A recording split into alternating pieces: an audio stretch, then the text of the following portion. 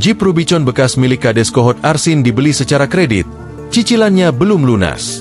Kuasa hukum Kades Kohot Kabupaten Tangerang, Banten, Arsin bin Sanip, Yunihar buka suara terkait mobil mewah Jeep Rubicon yang dimiliki kliennya. Mobil Rubicon dan mobil mewah lainnya milik Arsin itu sempat menjadi perhatian publik. Atas hal itu, Yunihar tak membantah jika Arsin memiliki mobil Rubicon tersebut. Hanya saja kata dia, mobil itu tak dibeli Arsin secara cash melainkan kredit. Sempat beredar di publik soal kekayaan Pak Kades. Tapi dalam kesempatan ini kami sampaikan bahwa Rubicon itu benar milik Kades Arsin. Tapi untuk mendapatkannya, beliau dengan cara dicicil.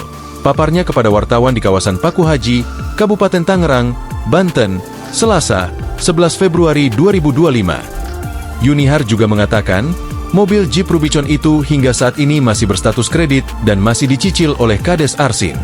Itu masih kredit, dan sampai saat ini pun statusnya masih kredit.